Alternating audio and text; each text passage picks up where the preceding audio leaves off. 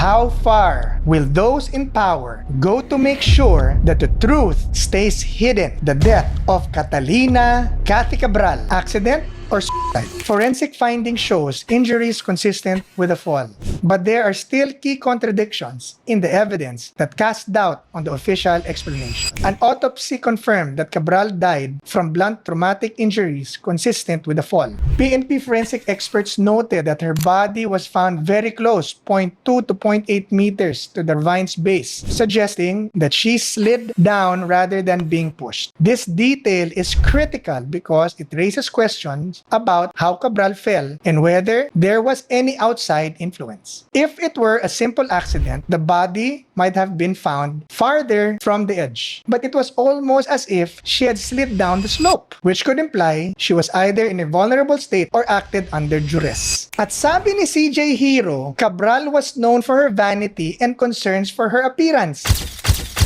Ibig sabihin, gusto niya, lagi siyang maganda. She had lip fillers, Botox, and possibly a nose job. Someone who is vain and conscious of their looks would likely choose a less physical altering method of suicide. Ibig sabihin, kung mamamatay siya, gusto niya, beautiful pa rin siya. Why would someone who had gone through several cosmetic procedures, who cared about maintaining their appearance, choose a violent fall that could leave them physically damaged? Papangit kaya siya dun? A person who is image conscious might have opted for a method like or some less violent approach to keep themselves presentable pag sinilip sila sa kabaong. Cabral was known to have paralyzing fear of heights.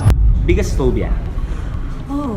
Heights? Which raises doubt about the theory that she would have voluntarily approached the cliff edge. If she feared heights so much, why would she willingly go near a 30-meter drop? Many believe that someone with a phobia of heights would not easily walk up to a cliff, much less climb over the edge.